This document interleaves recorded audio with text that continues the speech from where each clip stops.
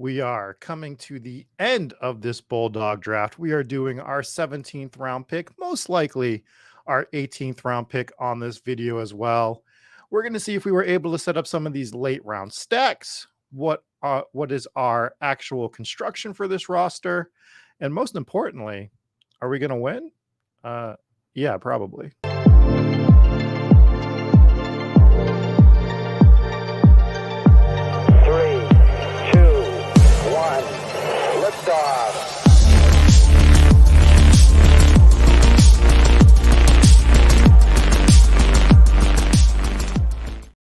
We've got the whole gang here for this for these last couple picks. We're here with Eric, Silas, and Trev. What's going on, everybody?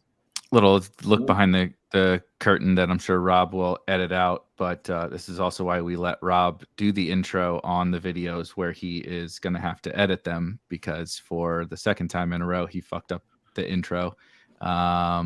So just a peek behind the curtain for everybody, but this tends to happen, I guess, when we get to the 17th and 18th round of this long series. But no one knows what you're talking about. I think yeah, nobody exactly. saw anything. I didn't do shit. Exactly. It is never to be seen. You know, like some shipwreckage, which I guess this most recent one was seen. But I was just gonna say that. This has been a really fun draft, and I think all of the 9 different videos have been helpful for me. Like the conversation that we've all had around each of the two, each turn that we've made those picks has been really, really kind of fascinating. I've learned things along the way. We've made some picks that I definitely would have made by myself, and some picks I probably would not have made by myself, but I enjoyed the thought process that was put behind them all. And I think these last, say, 4 picks didn't go exactly perfectly according to plan, which is always a little bit disappointing. But I think the team as a whole is turning out really, really good, like really strong, especially for this particular tournament. Trev, you want to give your thoughts on the team so far? We touched on a little in the last video, just that we don't have a lot of week 17 stacks, but we also said if it's an 8-person final, you don't need as much correlation, and we have the team correlations locked, and we have a lot of playoff correlation up to there, so it's not really a big issue where in a normal Best Ball Mania, you're really trying to go crazy for week 17 because it's 400 people, so you need it all set up like a DFS lineup here. As long as we get there, we have a shot almost instantly. Silas? Yeah, I think that last point is really important, right? Like, this whole tournament is the size of the BBM final. So, like, we obviously we created our team to maximize our ceiling in this particular tournament, which we don't need as many things to go right. Whereas in like BBM, like you literally need to hit the 18 leg parlay. This one, you probably need like a four leg parlay, maybe. But no, the team actually come across really well. I think we hammered wide receiver and then have an elite quarterback, elite tight end. And then the 0 RB candidates that we got are the ones that we absolutely love. So, I'm going to come away, regardless of these last 2 picks, like really happy with how this all shaped up. We love the running back so much that we spent like an hour and a half debating the whatever, what is that, 11th and 12th round? We spent a ton of time debating exactly which running backs, but it was because everything set up, turned out really well. Cam Akers was like kind of a snap, auto pick for us. And then from there on, we just had a huge group of players we loved. And it doesn't always go that way. So it was pretty nice. All right, Silas, for the people maybe like myself that don't remember our team, why don't we pull it up and go over it, and then we'll look at what the board has done and start trying to figure out how we're going to finish this draft completely. My fault. So on our team right now, we have Lamar Jackson and Bryce Young at quarterback, Cam Akers, Damian Harris, AJ Dillon, Tank Bigsby, Khalil Herbert, Tyjae Spears at running back, AJ Brown, Devonta Smith, Terry McLaurin, Brandon Ayuk, Zay Flowers, MVS, Jaden Reed, and George Kittle at tight end. So that is our roster right now. And we did try to set up this Bryce Young situation. We were looking at maybe getting Hayden Hurst, but as you pointed out to us right before we started, Hayden Hurst actually goes at the 1601. The 1612 here to the 1 spot. who double taps tight end and grabs Jake Ferguson as well. We see Tyler Conklin go. We see Mike Gesicki go. Luke Musgrave goes as well as Jawan Johnson, Dawson Knox. So there was a big tight end run that actually 5 tight ends in a row went from Dawson Knox to Mike Gesicki on this board, and kind of screwed us out of that stack we wanted to do. And we saw quarterbacks go a little bit earlier than we expected as well. We're seeing a big running back run now, like Gus Edwards, Pierre Strong, Chase Brown, Leonard Fournette all go before us. So we're kind of set at running back, I believe, for the most part, unless something really stands out. Any thoughts on the way this board is played out by any of you at the moment? Still a couple of tight ends that I'm interested in, but like if we didn't get this significant of a running back run, I probably would have been arguing pretty hard for just sticking with Kittle and just grabbing probably a running back and maybe a wide receiver. Yeah, I'd say a lot of my favorite guys kind of went off the board. We see Edwards go, Leonard Fournette went off, and Chandler, who are kind of guys I was like, okay, maybe they get back to us. So then it leaves tight end. I think I saw McBride up there, and I assume Henry is still available. So I think we're going tight end, and then do we want a 7th running back, or do we want an 8th wide receiver to really shore up that room? We kind of have to make that decision. Yeah. Right. So I would definitely take one of the tight ends for sure, and I would still take another running back here. I think when deciding between late round options, I have my, everybody does probably have their flavors at late round wide receiver. But when, our first running back doesn't come until pick 86 on a half-point PPR format, like we love these guys, Cam Akers, Damian Harris, AJ Dillon, or whatever. But that is very, very clearly where we are weakest. And so when deciding on it, these are all scratch-off lottery tickets with kind of our last pick. I think running backs in general at the very end are just going to naturally have the most upside, right? We have no idea what any of these guys are going to be, but the Eli Mitchells and the C-Pats and the Samaje P. Ryans and the Rashad Pennies, all these guys emerge every single season, and this team would benefit the most from a running back. So I would turn this into like a pretty standard 2-7-7-2 0 RB build, and we can talk about those running backs. And then I would definitely close out the tight end room, just because back here is really where like tight ends are kind of the best pick on the board. You have like starting NFL tight ends, some of which are like pretty good, actually, like actually good football players back here at tight end. If you use like our spike week projections, which are just like weekly point projections, assuming everybody's healthy and all that kind of stuff, the tight ends legitimately project for more points than the other positions back here outside of quarterback, obviously. And so, even if you wanted to make the case like, oh, we just, we want to get the flex play or whatever. Well, like on a median basis, the tight ends are even better than the wide receivers back here. So I think it doesn't really ultimately matter which way we go. The guy behind us is definitely Braden, I would assume, is going to take a running back or 2 because he has only 3 running backs and 4 tight ends. Yeah, that was the so point maybe I was going to bring up. If we have a running back we like, I think I would take a running back first and then see whatever tight end we like. But I don't have like any really crazy strong takes on running backs back here. I think most of them are all pretty similar. So maybe this is where we can do some correlating, or if anybody has a strong stance on one of these guys. Yeah, I was going to bring up Braden's build. He has a 2-3-7-4 build right now. I do like the tight ends better than the running backs, but again, he has 4 tight ends. I can't, oh my God, he probably will now, but I can't imagine him taking any tight ends, let alone 2. But if he wants to go for the 2-3-7-6 build, then by all means, buddy, like let's rock and roll. Let's get unique. So I think we do start with the running back. If we're all in agreement that, maybe let's just look at the wide receivers real quick and make sure there's nobody like glaringly fell that we like absolutely love. That makes a lot of sense. It doesn't really look like it. We're looking at like Wan'Dale Robinson, Chase Claypool, Tim Patrick, Darius Slayton. None of these guys really jump out to me as people we need. Terrace Marshall is the one guy that we could correlate with Bryce Young, but it's almost like why? You know what I mean? Like why would we at this point make that pick? Unless somebody wants to pound the table for one of these guys, I think we're kind of good at wide receiver. Yeah, I mean, Right. the only one that would be of interest is Laviska Shenault, but like, I don't think he's actually going to amount to anything. Like, he's more of my picks in the puppies and BBMs because you need that bigger lottery ticket. They kind of use them all over the places. Yards per route run is actually pretty good. He just doesn't run enough routes. All right. So.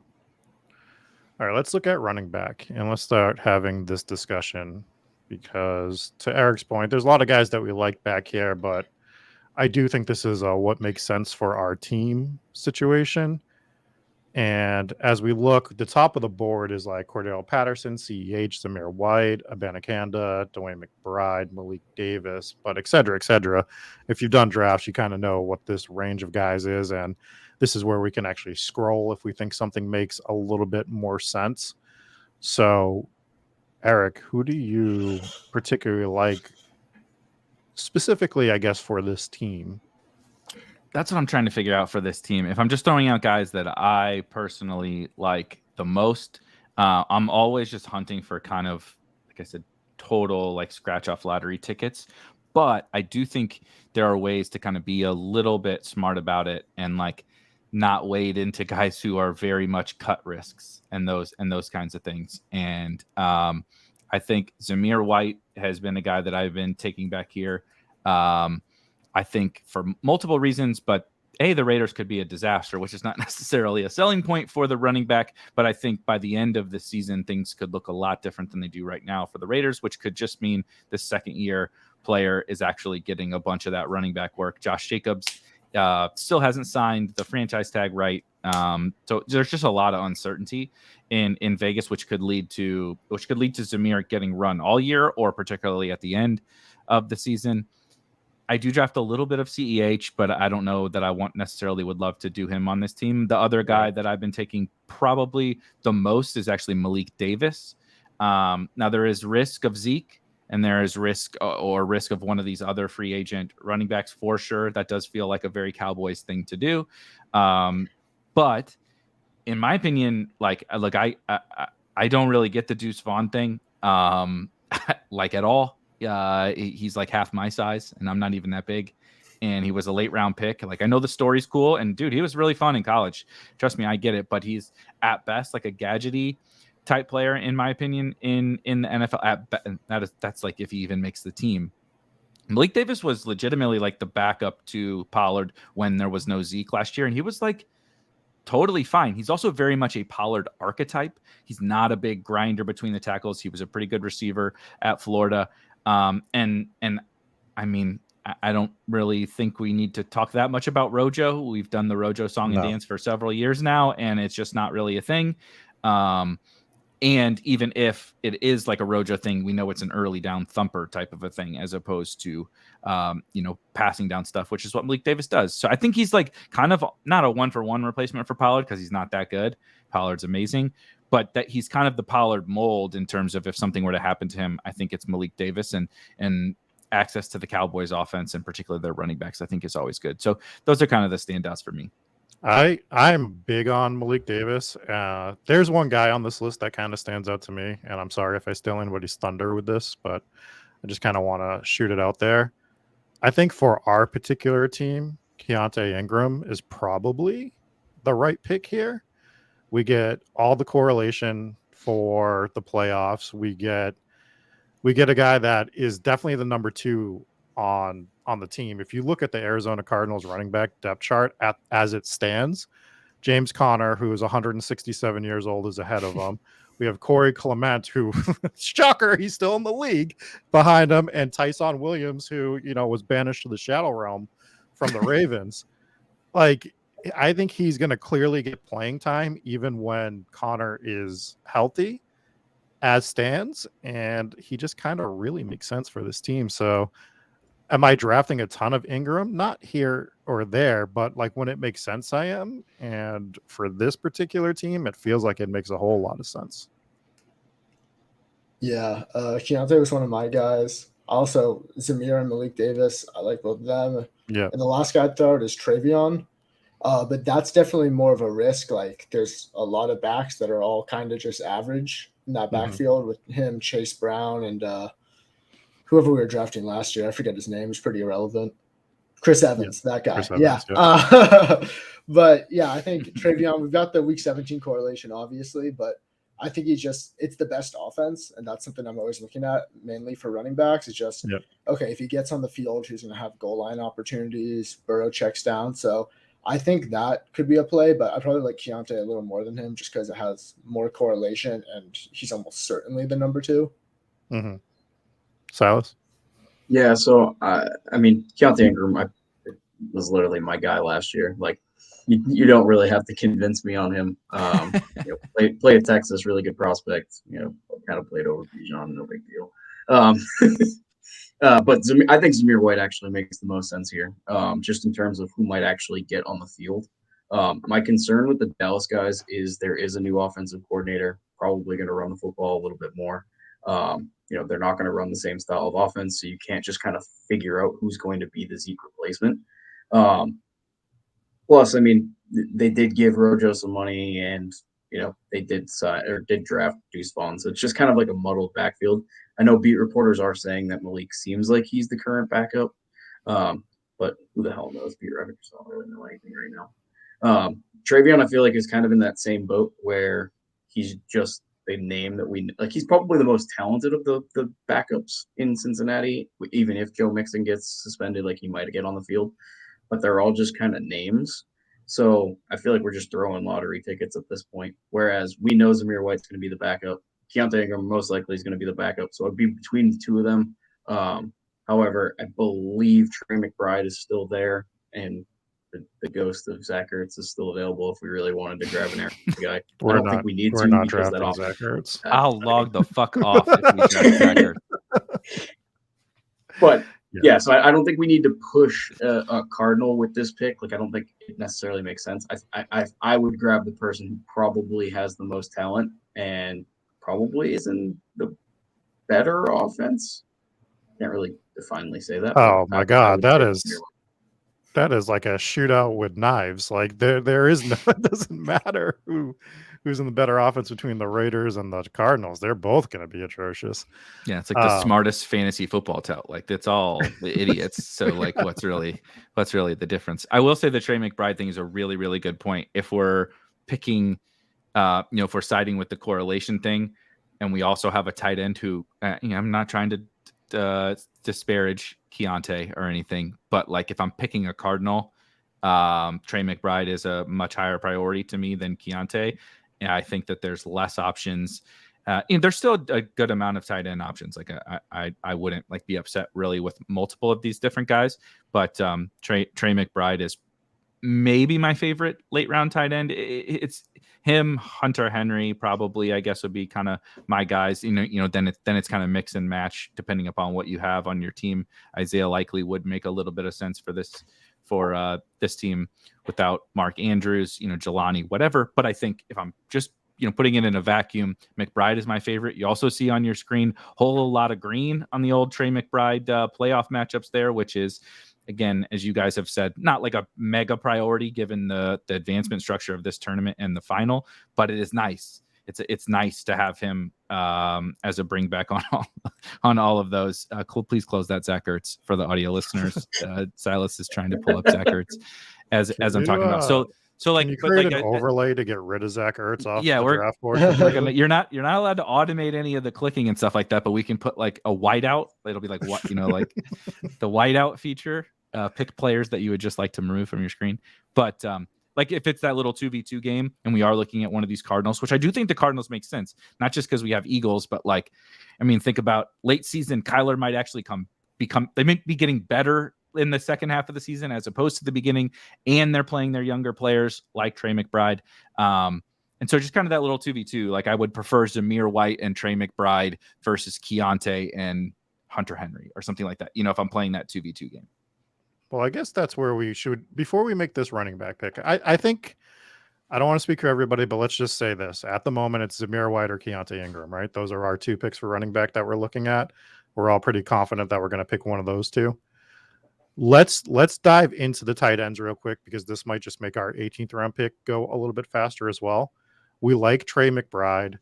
You mentioned Isaiah Likely, Eric, as like, if Andrews goes down, I still think he has some value on his own. I like Likely a lot. He could. We don't know, but We it's don't possible. know, but I think they show that they want to get him on the field some. I'm not saying he's going to play a full 100% of the snaps for the offense, but if you look at our team, we have Lamar, right? And we have George Kittle, who is like our elite tight end. And if we're going to go the route like that for one of these tight ends that we're just like looking at pure upside, I think Likely's in the conversation. The only other guy that I would actually probably throw in our conversation with tight end that's available for this particular team is Hunter Henry. So I'd be looking at McBride, Likely, or Hunter Henry for our tight end pick. Personally, I don't really see anything else that jumps out to me to go with this team. Silas, do you have some tight end thoughts here? Would only be a Miami guy because they got rid of Gesicki and didn't really bring anyone in. I don't really like Durham Smythe, and I know they traded Hunter Long, so I believe they drafted someone, maybe them. I'm very cautiously pessimistic on Isaiah Likely. It's a brand new offense. They brought in a whole bunch of bodies at wide receiver, and like that whole offense is going to look entirely different. So like, yeah, he did run a decent amount of routes last year, but you're really banking on an Andrews injury for anything to actually happen. McBride would definitely be one kind of interested in Hunter Henry, but I've kind of weirdly been in on Cade Otton just because I think he might actually see 120 targets from Baker Mayfield. Yeah, I don't hate the Cade Otton thing either as a whole. I guess I can see him being on this team. What about you, Trev? I'm pretty we have correlation with all the guys we're talking about, so I'm almost equal in all of them. I did like your points about Likely, honestly. Just we have Kittle, we have an elite guy, and he really could like just be a handcuff and go off, down the stretch if Andrews did get injured. On the other hand, McBride could be another guy who just picks up 100 targets because their entire team is 5'8" and could just get crushed by a linebacker at any moment, and he's the only one standing. Probably not going to happen, but I think they're all pretty similar bets. So I'd say Likely and then McBride would be like 1A, 1B for me. And after that, not too different. Yeah. So we got to take the running back first. So it kind of sounds like maybe the best pick for us at running back, and people can obviously go against this if they'd like to, but probably going with Zamir makes the most sense for the running back pick because it leaves all the tight end options open.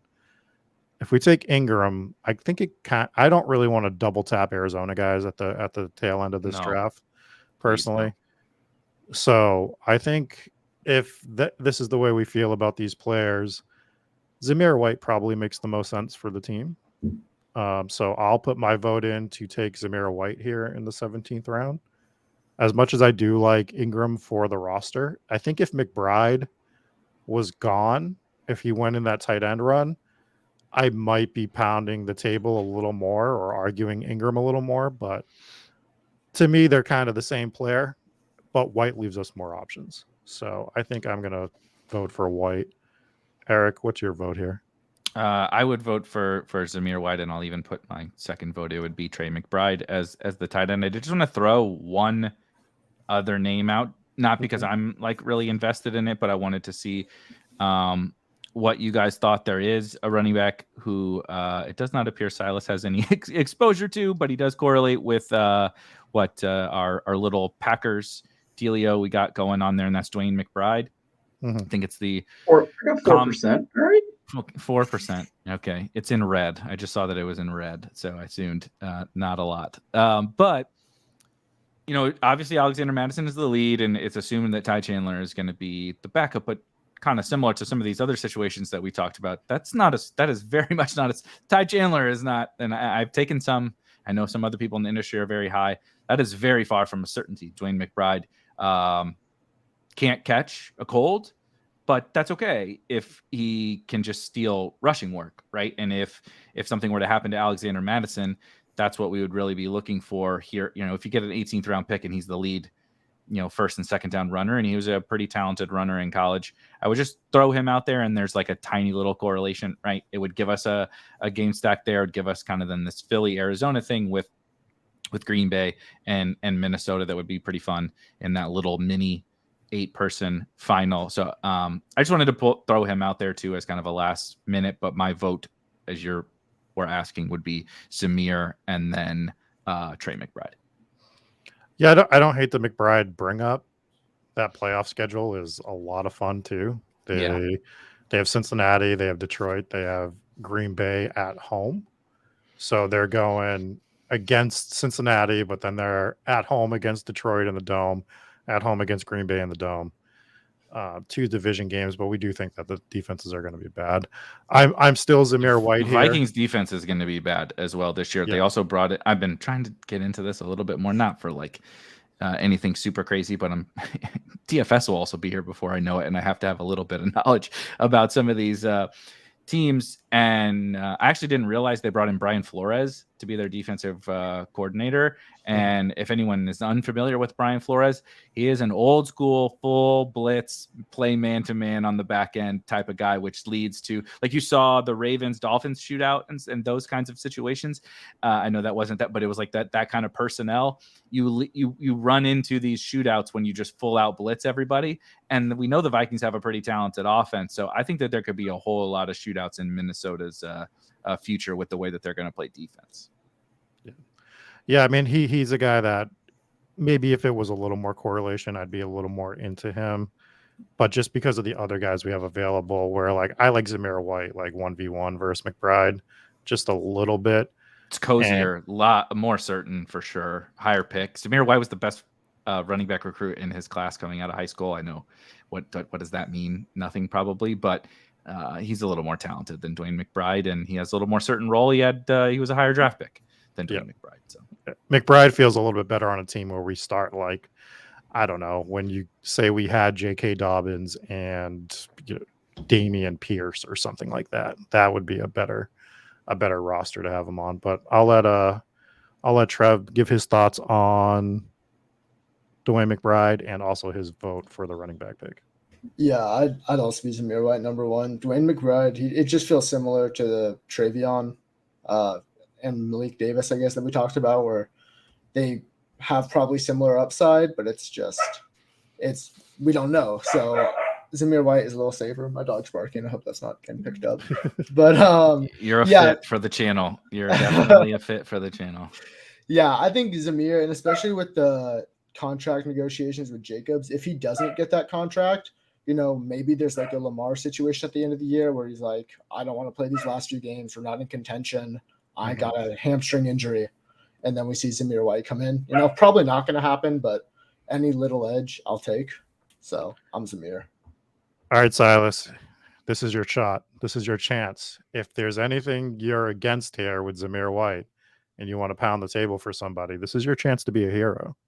No, so Eric almost had me on Dwayne McBride, but the fact that Josh Jacobs hasn't signed, and like you could be getting the RB1 in the 17th round, like literally it's just too enticing, especially on a 0 RB build. If Zamir White wasn't here, I think I probably would have been swayed to Dwayne McBride because that just makes way too much sense.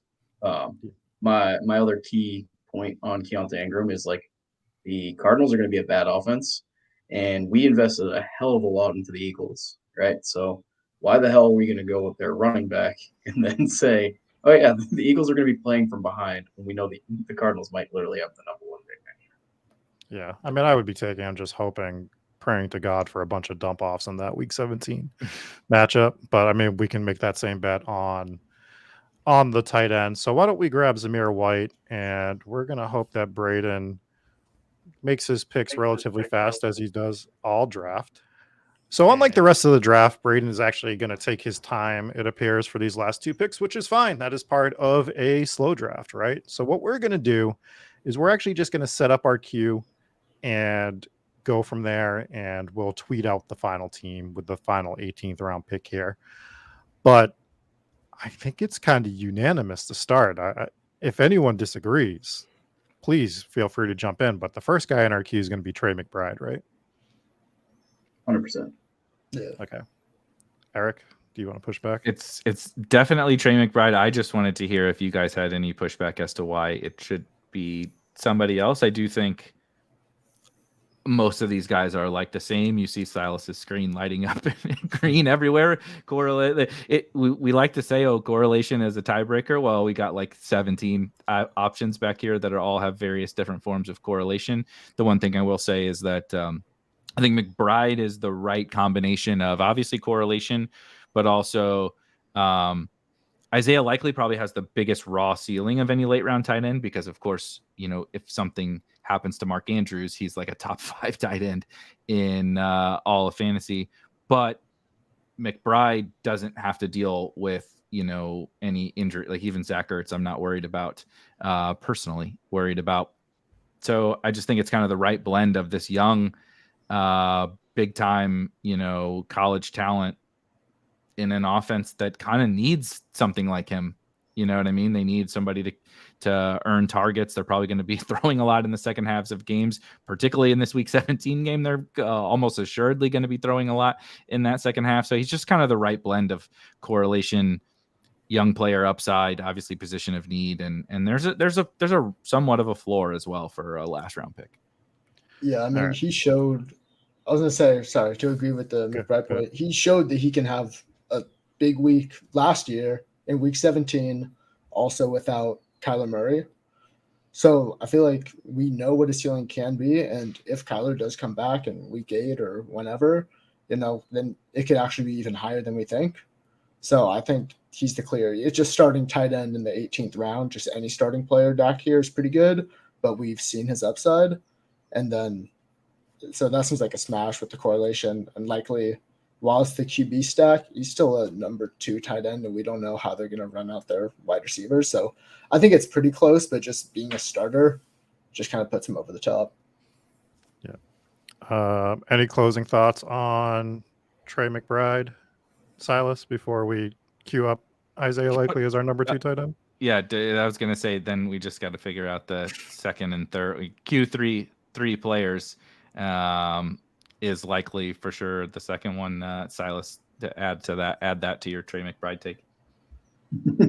No, Trey McBride's definitely the first one. Want to apologize to the video listeners because I had Braden's kind of overlay up. Our draft IQ had all of his players in there, which wasn't showing the right correlations. So apologize for that. That's why I rendered.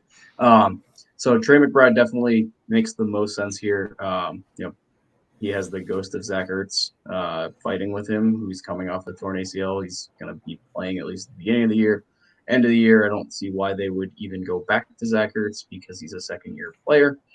Doesn't have a ton of target competition. They just cut DeAndre Hopkins, and he correlates with every game in the playoffs. All three are pretty good offenses, so you would expect Trey McBride to get probably 10 dump offs in each game. Even though this is only half PPR, could fall in the end zone. Perfect. My number 2 would actually be Hunter Henry over Isaiah Likely. I think Isaiah Likely is more of a lottery ticket, as I kind of talked about earlier. It's a brand new offense, so you can't really use what snaps he generated last year. They did just bring in 3 new wide receivers. Actually, brought in four wide receivers.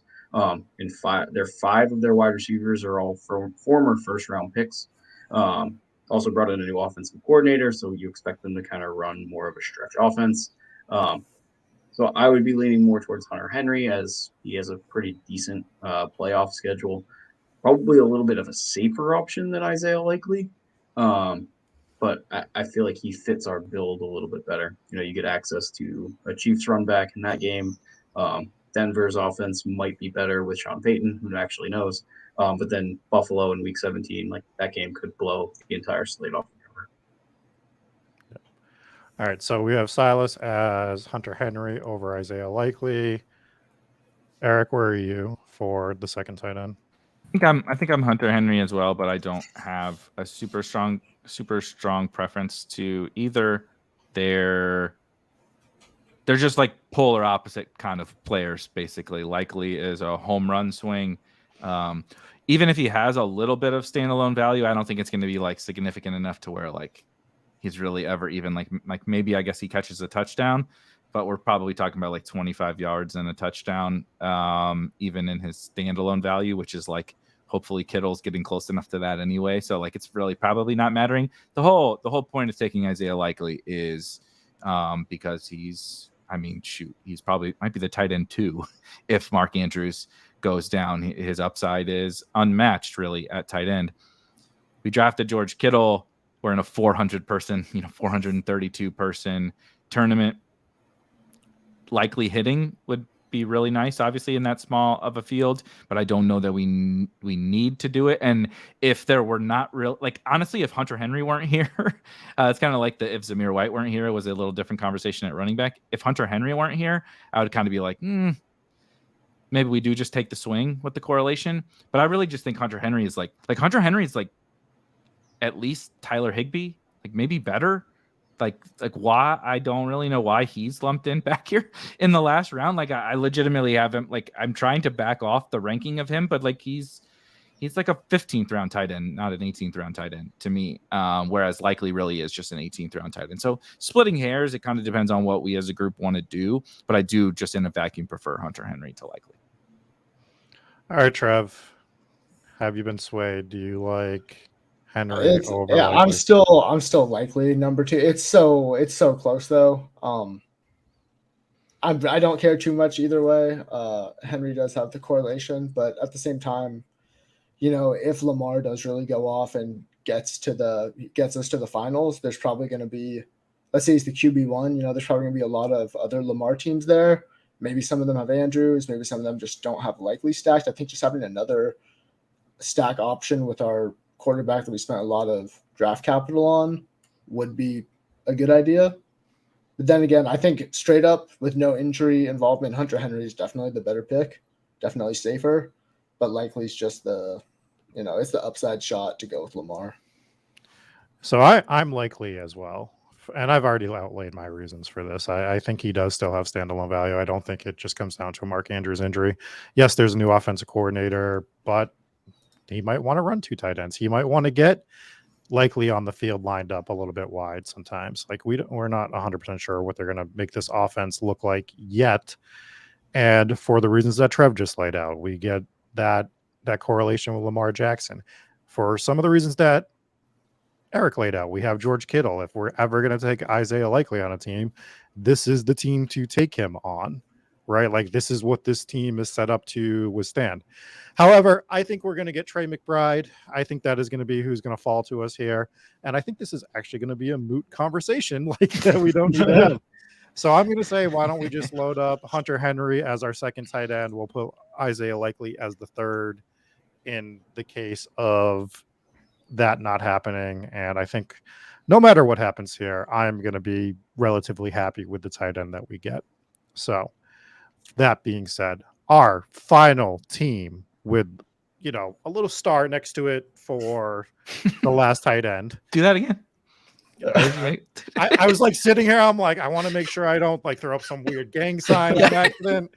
Like, before we say a final thing, can I bring up one other guy? Son of a. I know. I think Jelani Woods actually makes way more sense than Hunter Henry, as I think his upside's a lot higher. Hunter Henry obviously is considered right now the tight end 2 for what could be a pretty bad offense with Gesicki there. Jelani Woods just has a role that could really evolve with a rookie quarterback, and he could be really valuable in the second half of the year. If I thought Anthony Richardson could throw the ball, perhaps I would be. He doesn't need to because this guy's 6'9". I'm not going to fall for the Jelani Woods over Hunter Henry for this team. But anybody else? If Chig goes down, Trevon Westco could have a hell of a season. Let me tell you. At the end of the day, they're all late round tight ends. I have no really problem with Jelani or Hunter Henry or Isaiah Likely or anything like that. Let's just hope we get Trey McBride and if this is what wins or loses our 400 person tournament, then we really probably were dead to begin with. I think with George Kittle, I don't think it's that big of a difference. Let's just hope we get Trey McBride. And I honestly think, though, I will just say, if I'm the only Hunter Henry guy and you two guys are Isaiah Likely and Silas is Jelani, I think I would just move Likely up instead of Henry, because if we're going to take the Jelani swing, I think I would rather take the Likely. Like, right, if we're kind of hoping for a second half breakout, let's take it on the one where it's stacked with Lamar, plus then it's kind of a 2 versus 1 vote anyway. So just kind of to break the tie. Okay. All right, let's go over this roster real quick. We have Lamar Jackson, Bryce Young, Cam Akers, Damian Harris, A.J. Dillon, Tank Bigsby, Khalil Herbert, Tajay Spears, Zamir White, A.J. Brown, Devonta Smith, Terry McLaurin, Brandon Ayuk, Zay Flowers, MVS, Jaden Reed, and George Kittle, with some combo of McBride, Likely, or Hunter Henry to round out this team. This is a team that every time I look at it, I'm just going to give my final thoughts real quick. We're going to try to keep these to 30 seconds or less. I look at the roster, and the first time I look at it, I just kind of go, eh. And then the more and more I look at it, I'm like, actually, I really do like this team quite a bit. There isn't a spot on the team that I deem as relatively weak. I like our wide receivers. I like what we did behind the Eagles wide receivers. I think our running back room is really, really solid in terms of what it can do. And obviously we have Lamar. The Bryce Young unstacked thing is like, okay, whatever. Maybe I'd prefer he was stacked, but we would have had a reach for that situation, and I'm glad that we didn't, personally. Yeah, I mean, I've consistently said it. I absolutely love this for a zero RB build. I love the foundation that we have at wide receiver, and I think we kind of invested in a lot of really good offenses to really highly capitalize our upside. Yeah, I just say, a lot of the times with the zero RB teams, you don't really feel comfortable with all your positional allocations. But for this team, it's like, love the wide receivers. The running backs are as good as we could have hoped for, for how we played it. And then we have a QB and a tight end who could be the QB1 and the tight end 1. So I really have no complaints. Eric, you want to round us out here? Yep. I was just going to say everything that all you guys said. And then I think we did a really good job. What I think I'm probably the most excited about is kind of catering the team to the tournament. It's one thing to just draft your favorite players, or even draft a well-structured team, draft the zero RB team or draft whatever. All that's well and good. But I think really every pick, we made sure we were taking into account the fact that this is a $500 tournament with really easy, I guess is the right word, advancements and a really small final. And so we tried to build the best team we could for this tournament, as opposed to just drafting a best ball team, which I think is an easy trap to fall into. Yeah, so that's going to do it for this build. This won't be our last slow draft together. There'll be some different iterations of the Spike Week team going forward for some more slow drafts. I believe on deck, we're going to try to do a DraftKings 555. Some of us won't be around for that, but we're going to get that going relatively soon. For myself, for Silas, for Trev, for Eric Bime, we will catch you next time. And if you're in this tournament with us, we hope you finish second. Peace.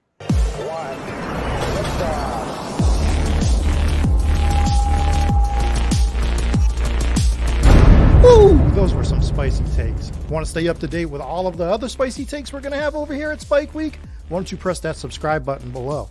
If you turn notifications on, we draft a team, boom, you know about it. We have another spicy take, boom, you know about it. You can be there. You can draft with us. You want to stay up to date? That's how you do it. All right, we'll catch you later next time here at Spike Week.